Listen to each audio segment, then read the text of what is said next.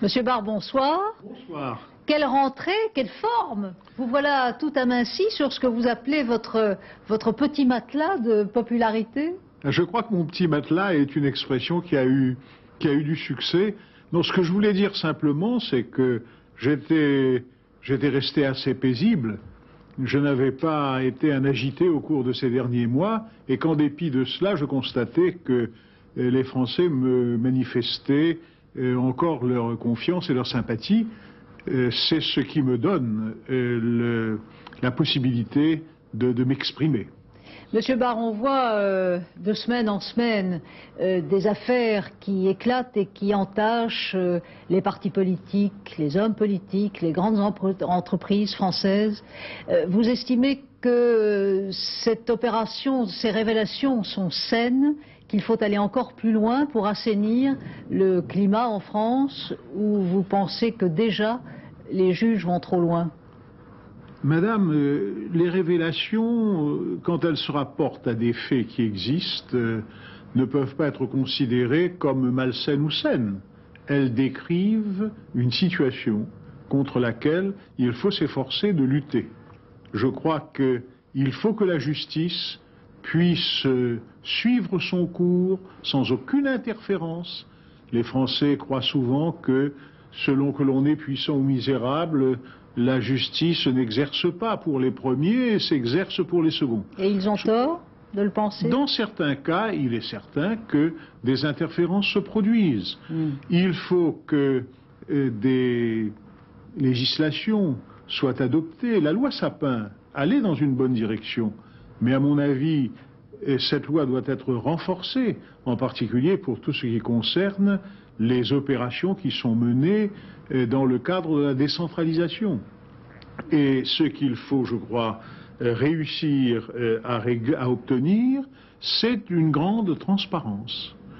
Voilà les conditions qui sont nécessaires pour qu'un climat de confiance, de moralité publique se rétablisse. Les Français y sont très attachés. C'est la raison pour laquelle, parmi les objectifs que j'avais retenus dans ma lettre Faits et Arguments, j'avais mis en tête la restauration de la dignité de l'État et de la dignité de l'administration.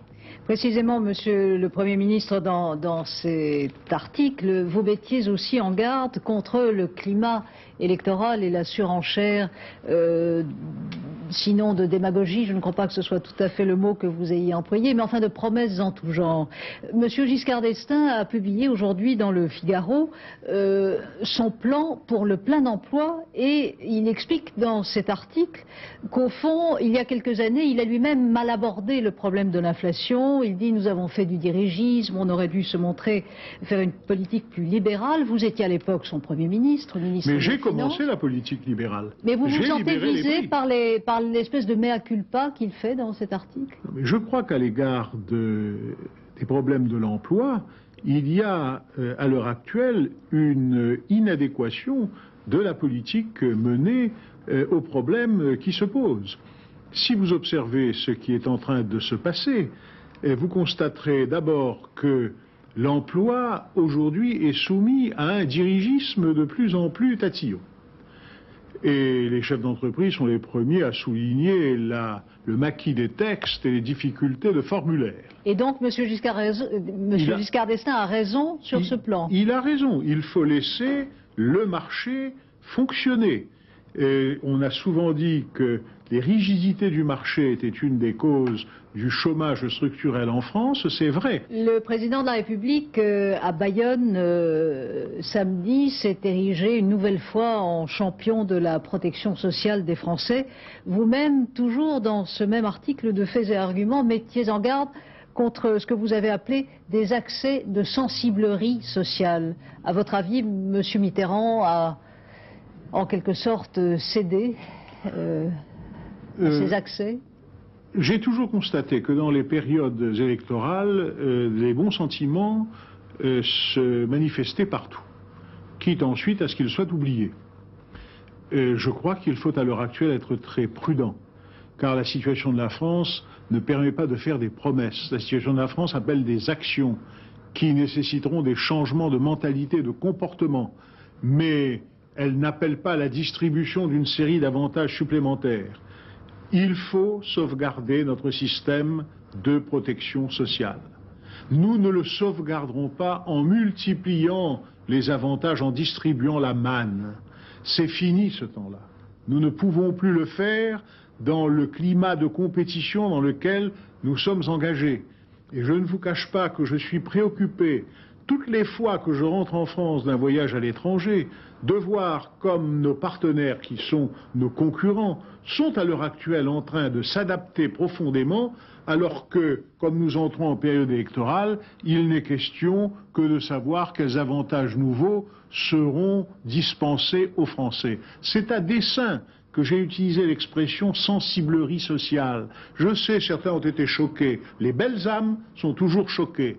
Mais dans la réalité, ce que nous devons observer, c'est que nous ne lutterons pas contre l'exclusion, nous ne lutterons pas contre le chômage, nous ne lutterons pas contre les injustices qui existent encore dans notre société par la généralisation de l'État-providence, mais qu'il convient de revoir nos structures, de transformer nos mentalités, et en un mot, il nous faut produire plus, investir plus, travailler plus, épargner plus. Voilà les problèmes devant lesquels la France se trouve. Et vous avez l'intention, Monsieur Barre, de continuer ce discours pendant la période électorale? Ce serait votre manière à vous de participer, comme dirait Jacques Chirac, au débat présidentiel? Oui, madame, j'ai toujours tenu ce discours. Je le tiens cette fois encore plus parce que je crois que nous sommes dans une période extrêmement importante. Nous sommes sur le fil du rasoir. Quels sont les deux premiers objectifs que j'ai placés en tête de ceux que j'ai proposés à l'attention des Français?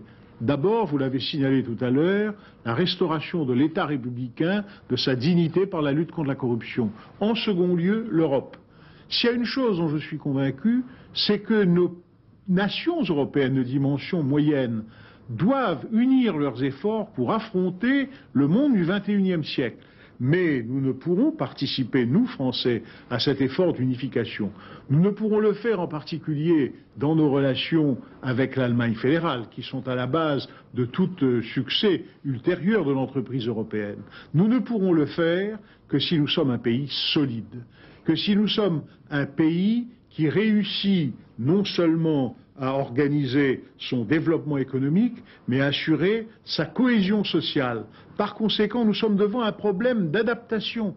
Et il est urgent que nous nous attachions à la solution de ce problème d'adaptation, parce que le temps s'en va. Le temps s'en va très vite, et l'accélération de l'histoire fait que nous risquons de nous trouver demain devant des problèmes qui exigeront de notre part de grands sacrifices. C'est presque un discours de candidat que vous nous tenez là. À votre avis... Laissons les candidatures de côté, si vous permettez, madame. Mais juste un mot, monsieur le Premier ministre, là-dessus. Est-ce qu'à votre avis, il faut un candidat UDF? Mais ça, c'est l'affaire de l'UDF. Moi, je n'entre pas dans ce genre de considération. L'élection présidentielle, à mon avis, n'est pas une affaire qui concerne les partis. Ce n'est pas un parti qui désigne un candidat. Les partis peuvent soutenir le candidat qu'ils veulent. Mais les candidats se prononcent face au peuple français. Et c'est d'un accord entre le peuple et un candidat que naît le succès à l'élection présidentielle. Laissons donc l'UDF prendre les décisions qu'elle veut. Entre nous, ça n'aura pas une importance majeure pour la suite. Ce qui compte, c'est que les Français comprennent que nous sommes dans une période décisive pour notre avenir, qu'il y a un effort considérable à accomplir et que nous ne pouvons pas considérer que cette période électorale est une période au cours de laquelle il suffira de juger les gens selon les promesses qu'ils auront faites, promesses que souvent il sera impossible de tenir. Est-il exact, M. Barre, que vous êtes en contact soutenu et même fréquent avec M. Delors? Je connais M. Delors de longue date. Je ne veux pas vous parler de contacts fréquents parce qu'il est à Bruxelles et moi à Paris. Mais j'ai beaucoup de considération pour M. Delors. Et puis, lui, comme moi, nous sommes bien convaincus que la construction de l'Europe est une nécessité non seulement pour les Européens, mais aussi pour la France. Et vous lui conseillez dans ces conversations de se présenter? Je ne lui donne aucun conseil. Vous savez, je me garde de conseils. Je n'aime pas qu'on me conseille sur ce sujet. Ce sont des décisions individuelles. Alors je ne veux pas conseiller les autres. Les conseilleurs ne sont pas les payeurs. Et à quelles conditions vous, M. Barre, éventuellement, seriez prêt à tenir en tant que candidat le discours que vous nous tenez déjà ce soir? Madame, le discours que je tiens est un discours qui est inspiré par l'observation des problèmes de la France dans le monde tel qu'il est aujourd'hui. Qu'il y aurait élection présidentielle ou pas élection présidentielle, je le tiendrai. Pour le reste, je dirais que je partage tout à fait l'avis du Premier ministre, M. Balladur, selon lequel ce n'est pas le moment de se livrer à une agitation préélectorale. Je crois qu'il y a des problèmes de fond qui se posent au pays. Le gouvernement a engagé une action dans des circonstances difficiles, dans des conditions institutionnelles qui ne sont pas parfaites. Mais il a engagé une action qu'on le laisse faire et que l'on prépare cette échéance présidentielle de telle sorte que notre pays puisse affronter l'avenir avec un horizon clair et dégagé. Monsieur Barre, merci. Merci, passons